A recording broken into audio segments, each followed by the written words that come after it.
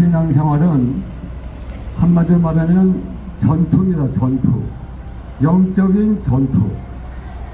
우리가 이 세상을 살아가다 보면은 우리가 싸울 수밖에 없는 때가 있는데, 요즘 같은 이런 것처럼.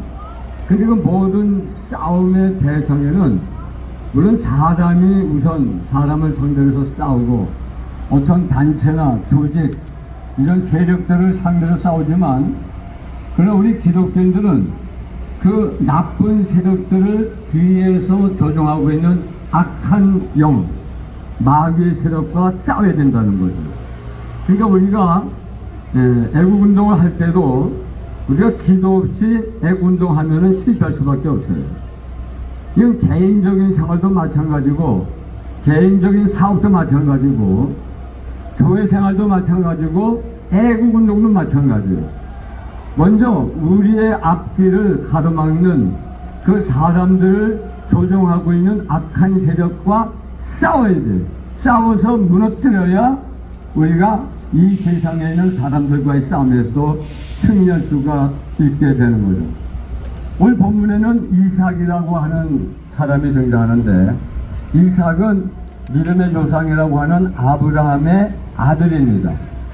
근데 아버지를 잘 둔 덕에 어릴 때부터 아주 믿음이 참 잘 자랐어요. 그래서 그 아버지가 실패한 그 전철을 밟지 않고 늘 평안하고 승리한 삶을 살아갔던 사람이 이삭이라 얘기할 수가 있을 겁니다. 근데 이삭이가 농사를 졌는데 하나님께서 그 농사에 100배나 축복해 줬어요. 엄청난 농산물을 수확했고, 또 계속해서 여호와께서 그에게 복을 주심으로 그 사람이 왕성하고 창대하여 마침내 거부가 되었더라, 그렇게 말하고 있습니다.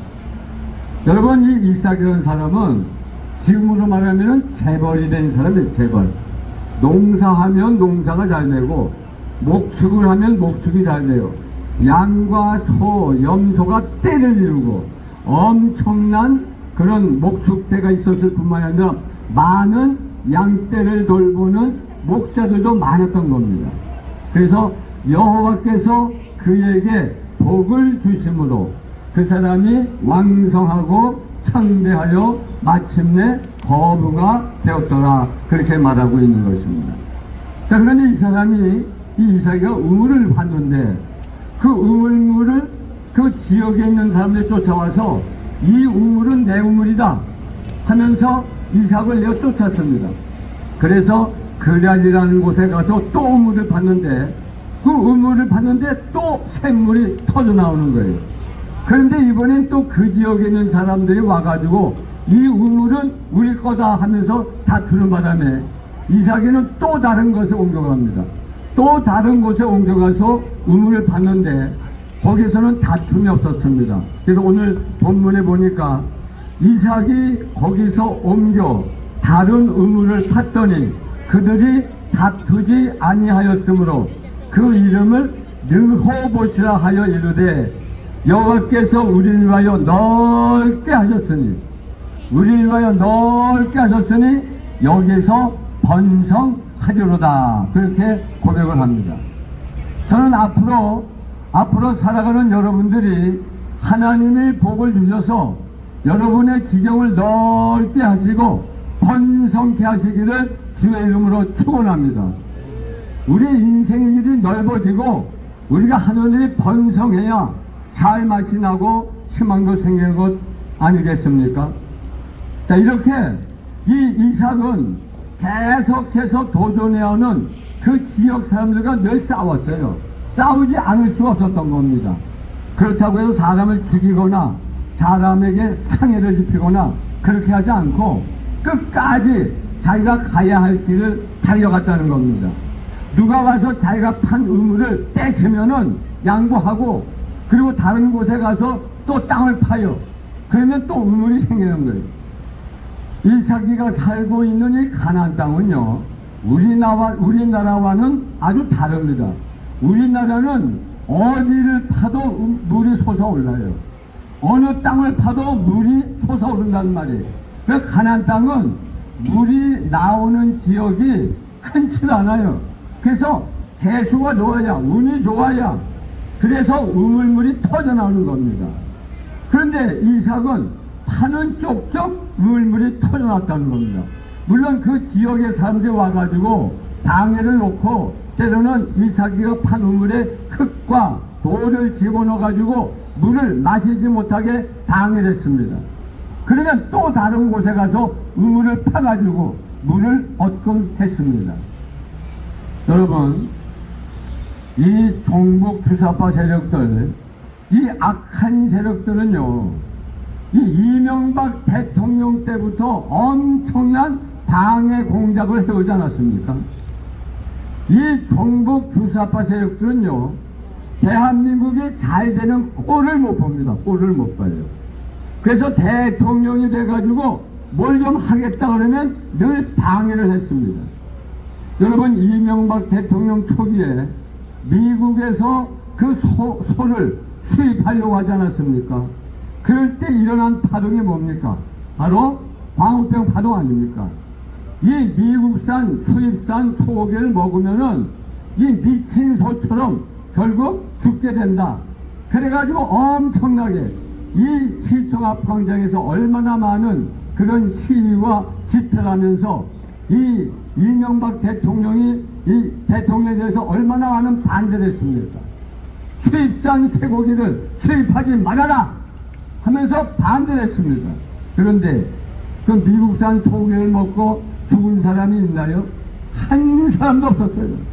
전 거짓말로 우리 백성들을 선동하지 않았습니까? 그 다음에 또 박근혜 대통령 때는 어떤 일이 있었습니까? 저 경상북도 상주에 그 사드를 갖다가 놀라고 그럴 때, 그때 아주 여기 나와가지고 얼마나 많이 사드 배치를 반대했습니까? 성주까지 가서 그 길목을 막고 농민들을, 그 주민들을 선동해가지고 사드 처리하라고, 사드 철수하라고 얼마나 또 반대를 했습니까? 여러분, 그 사드는 공격용 무기가 아니고 방어용 무기입니다. 북한이 미사일을 쏘거나 핵미사일을 쏘게 되면 그것을 막는 무기가 바로 사드예요. 공격용 무기가 아니고 방어용 무기입니다. 그래서 북한의 핵에 대해서 우리가 북한의 핵을 제대로 막으려면 군사 전문가들이 말하면 우리나라에 사드 포대가 8개, 6개 내지 8개가 들어와 줘야 제대로 북한 핵에 대해서 막을 수 있다는 겁니다. 그런데 그 6개 내지 8개 포대가 있어야 되는데 한 개 포대만 갖다 놨을 때도 얼마나 반대했습니까? 이 사드 전자파 때문에 사람의 영향을 미쳐서 몸이 터져 죽는다고, 그리고 그 상주의 참외에 엄청난 영향을 미쳐가지고 그 사드 전자파에 전염된 그 참외를 먹으면 사람도 죽는다고 얼마나 헛소문을 퍼뜨리면서 국민들을 선동하고 못살게 굴었습니까? 그런데 윤석열 정부 들어오고 나서 국방부에 그 조사한 거를 살펴보니까 문재인 국방부가 그 사드, 경북 상주의 사드의 전자파에 대해서 분석을 했어요. 그런데 검사를 한 결과 어떤 결과를 얻었느냐? 그 사드 전자파가 우리 인체에 너무너무 미미한 영향을 미친다, 염려할 건 없다고 하는 보고가 나오는데 그것을 다 뭉개버리고 말았어요. 감춰버리고 말았어요.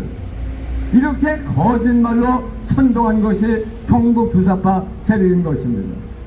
자, 그런데 이렇게 종북 규사파는 우리 대한민국 정부가 하려고 하는 것마다 방해를 하고 돌을 던지고 흙으로 메꾸는, 우물을 돌로 메꾸고 흙으로 메꾸듯이 이 대한민국 정부가 뭐 좀 하려고 그러면 그걸 다 방해됐습니다.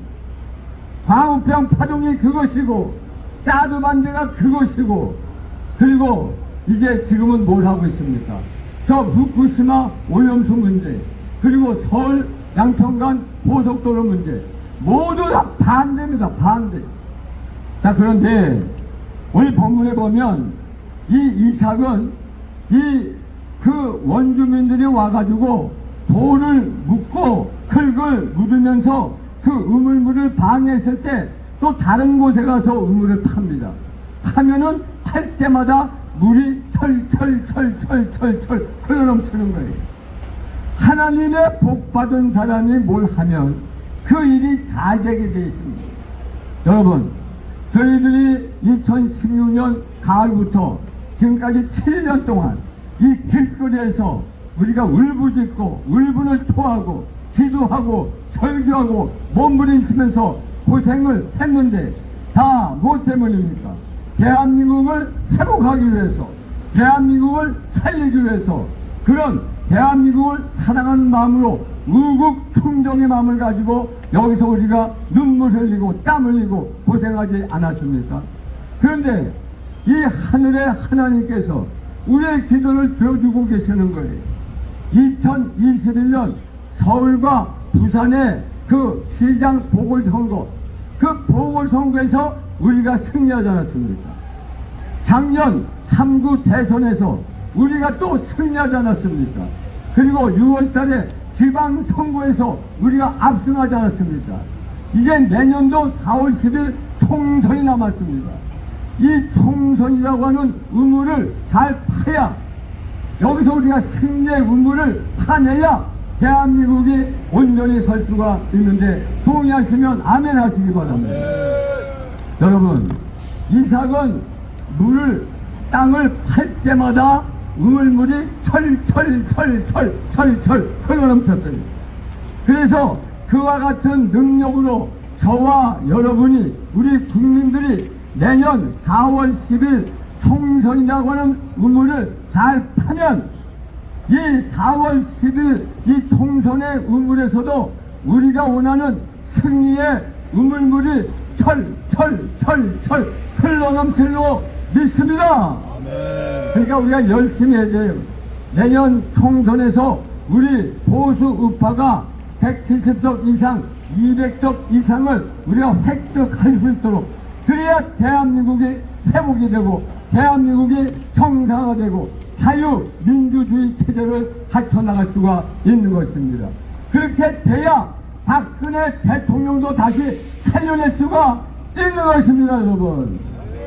그래서 박근혜 대통령을 감옥에 보낸 이 대통령제에서 쫓아낸 그 탄핵 사태, 탄핵 재판도 다시 들여봐야 돼요. 이 탄핵 재판을 들여봐서 세상에 어떻게 헌법재판관 천원이 똑같이 탄핵을 할 수 있습니까, 여러분? 소수 의견이 하나도 없어요. 그건 잘못된 헌재 판단인 것입니다. 그래서 우리가 170석, 200석 이상만 되면은 박근혜 대통령의 잘못된 탄핵도 우리가 발전해서 박근혜 대통령의 명예도 회복시켜 나갈 줄로 믿습니다. 나가서 대한민국을 자유민주주의 체제로 확립하게 될 줄로 믿습니다. 그러니까 내년 4월 10일 총선의 의무를 잘 파자고요. 이삭이가 의무를 팠을 때 다시는 다투는 법이 없었다고 그랬습니다. 그래서 이스라엘 고백을, 여기서 우리가 번성하리로다. 따라합시다. 우리가 여기서 번성하리로다.